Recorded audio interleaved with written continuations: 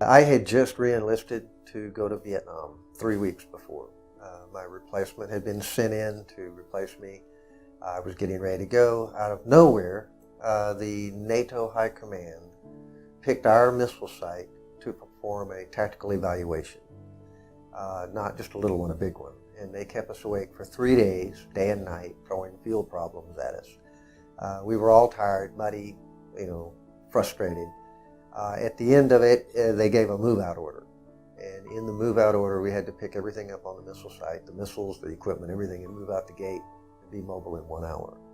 My generator, one of my generators, didn't have a truck in front of it, so I told my replacement, Specialist Canfield, please go get our truck, bring it back over. Well, when he backed up to the truck, he slammed into the generator and put it into the back wall. And my friend, Specialist Canfield, was back there, and I thought he was crushed. So when the truck went forward, he put his clutch in to roll the truck forward, and it went a little bit from the wall, gave me enough room to get between the wall and the truck, a double three-sided wall. Just as I get into the middle of it, his motor revs up and the clutch got dumped. His foot slipped off the clutch. And the truck jumped back and started to pin me to the wall. Hit my helmet, started to crush my helmet. I pushed to the side of the truck. My body went over enough to get the helmet out of the way, get my head out of the way, but my combat harness got hung up on the back of the truck, so I couldn't get my arm out. So the truck hit me once into the wall. I knew my arm was broken. The wheels spun. It hit me a second time. I could definitely feel the bones breaking this time. I knew I was hurt. The third time that it slammed me into the wall started to give in, and it put me through the wall. At this point, I'm thinking, enough of this. This is bizarre. We got to get out of this. So he put it in first and pulled me out of the falling wall and pulled me about 20 yards down the road before I tore myself off the back of the truck. Truck kept going for another 15 feet and stopped. So I'm thinking about it, and I looked at the back of the truck, and there was nothing wrong with the truck. I turned around and looked at the wall, and the wall was demolished. And I'm going, wow, I wonder what happened to me. So I turned to look at my arm, and what I see is my shirt flat. And I'm going, well, where'd my arm go? And I look down, and my hand is resting on top of my boot. And I'm thinking, well, that's not right. That's not right. So I reached down and picked my arm up. And looking around, and that's when this black and white checkered cloud started to come over to me, buzzing. I couldn't figure out what it was, but I knew that if it completed the horizon, it'd kill me. So I'm trying to figure out what it is. And that's when my military training kicked in, and I realized I'm going into shock. This is what shock is. And now, one of the side things that happened was that at this point, I turned around inside myself, and it was like looking at a Gray's Anatomy book. I was not conscious of anything outside, just inside me. I was seeing my lungs, my heart, my insides. My heart was beating extremely fast. My lungs were going extremely fast. So I looked at the heart, so let's slow the heart down. So I slowed it from going ba-da-da-da-da-da to bum-bum, ba-da-bum. And then I looked at the lungs, and the lungs were going and so I slowed the breathing down. Once everything was fine, I looked at the blood vessels going to the arm, and I thought, that's a lot of blood going out of there. Let's constrict the vessels. So I constricted them as much as possible. And then once I looked at the heart, the lungs, the system, everything was okay. In that point, I turned back around and went back out to the world. The cloud was just disappearing. The minute the cloud disappeared and went away, everything got extremely crystal clear and sharp.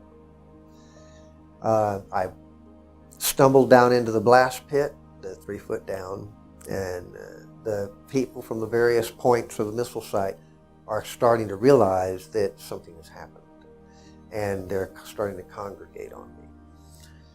The people got to me. I've got my teammates around me. They called for the medic. The medic had been trained in Vietnam. He was a Vietnam vet. He drove the Jeep completely off the berm into the blast pit, midair. It was, as I was looking up, I'm watching the Jeep go over me, and it bounced. And as it's bouncing, he comes out with the bag. he had set the brake. The Jeep went on by itself and stopped, and he was already on me, working. And he stopped some of the bleeding, but he realized how bad it was and said, we need to get this man to a medevac. We need to get him out of here. So they got me on the stretcher, putting me into the back of the Jeep ambulance. One of my church friends, was a fellow Mormon, Specialist Davis, said, I'm going to the hospital with him. He got in and sat across from me. As I'm laying on the stretcher, the medic gets in, he's getting ready to go. My left arm falls off onto the floor. Specialist Davis looks down and looks at the medic and goes, his arm fell off, what do I do? And the medic turned around and said, well, pick it up and give him back his arm. So he reached down, white-faced, and picked my arm up and handed it to my chest. I cradled it and said, thank you. Medic turned around to get a look at me. The blood had been captured in my uniform because I was in winter and I had a jacket and field clothes and a combat belt on. So the blood stayed up here. When I laid down, it all went into the hood. When the medic grabbed the hood to take a look at me, he jerked the hood down and all the blood in the hood fell on the floor and splattered all over Specialist Davis, all over the medic, all over the Jeep. And that's when it hits me. I had felt this sensation of me fading away. And I couldn't figure out what that was. When the blood hit, I went, I'm bleeding to death from blood loss. I'm dying. I'm bleeding now. Well, at that point, everything went into high gear. The medic had done everything he could. I had done everything I could, and I was still dying. Being 19, it scared me to death. And it was very unfair. So I'm trying to figure out what to do, how to stop this, how to keep living. So at the time, I'm thinking, well, everybody's done everything they can. What do I do? Now, there's nothing anybody can do. This is a God job. This is what God's all about. And in that moment, I got to thinking, well, I'll just ask God. But then I got to thinking, who am I to ask God? Do I believe? Because if you're asking God for your life, you really have to believe. And there's no second choice. So I'm thinking, well, I don't totally believe in I did a self-inspection. I'm thinking, this is truth time. Do you believe in the Bible? No, not completely. It was written by man. I've read other spiritual texts. My time with the Indians in the Southwest, their ceremonies. I thought about that. Eventually I decided that yes, there is a God. There's something going on in the world, just not happenstance. So then I had to think, well, who am I to ask for God for my life? I'm not perfect. Who am I? So I thought, well, I don't have any choice over that. That's God's job again, to judge me. Then I was faced with where God is. Because when you're making a call like this, you don't want to miss it. So I'm thinking, well, the universe is really big. I don't know. So in my mind, being military, I constructed military radio. And you can either pick it narrowband to go from point A to point B, or broadband to go A to Z. So not knowing where God was, I turned the channel to broadband. And then in my mind, I composed a message burst. God, I'm bleeding to death here. I'm 19. I'm really scared. The medic can't do anything. Nobody can get to me. I'm dying. I'm just absolutely, please help. Please, wherever you are, spare me a minute. I need help. Composed the message and told him, you know what? I'm going to open up and surrender. I'm going to open myself up and you judge me and either let me die or do something here. I'm scared. And I reached down and in my mind, I hit the transmit button. And the minute I sent that message out, I was jerked out of my body. And it was so fast, it was a blink of an eye, it was over. And I'm floating in a cloud-like area with clouds around me, and I'm trying to figure out what happened. And I look down and I've got a silverish gray body that's semi-transparent. And I'm going, wow, look at this. I've got a glass body. And I'm trying to figure out where I'm at. And then this feeling comes to me. And it's a feeling, now I know it was unconditional love. At the time, I'd never experienced it before, so I didn't know. I just knew that it was the best thing I'd ever felt. So I'm trying to figure out what this is when this voice comes to me. And it's a voice of, Before, I've always thought it was God.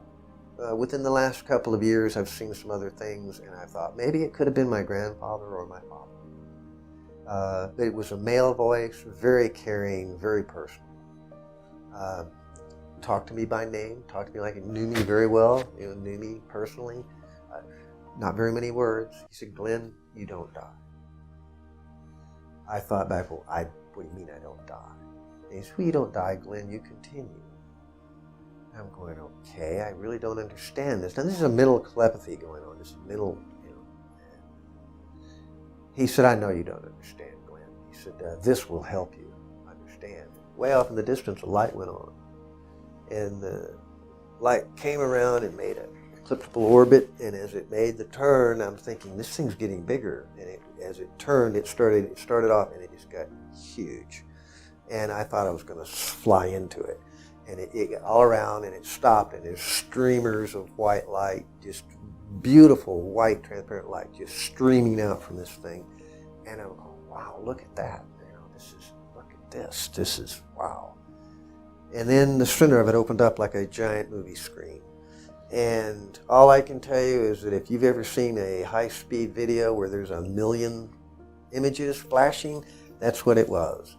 And everybody wants to know, what did you see? A tree growing from a nut, 300 feet tall and dying and regrowing.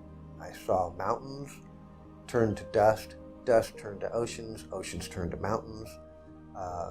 I saw changes, and I started seeing, literally after years, I think that God let me look at creation through his eyes to show me why I didn't have to fear death, showed me the interaction of the universe.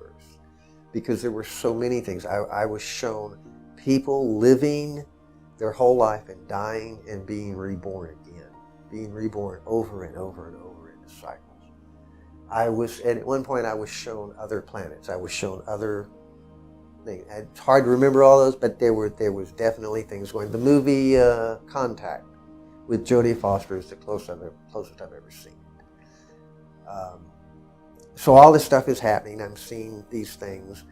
And then it closed. This happened very quick. It closed, and then the sun went away. And as it went away, it got smaller and went off and disappeared. And at the same time that it goes off and disappears, I feel myself moving backwards at a low rate of speed, but faster. And the very last words were spoken to me was, "Now you know, Glenn," and boom. I was gone. I was slowly, and then "now you know," and it was like light speed, and I was back in my body. And the medic had just jerked it down and was just turning around to put it in gear. And I'm sitting there, and I went from being petrified, from being scared to death, to being extremely calm. There was no fear anymore. There was nothing. At one point I remember thinking, well, I may still die. It's not a given. But I don't have to fear it. There's no more fear. It's not an ending. It's just a beginning. It's a change.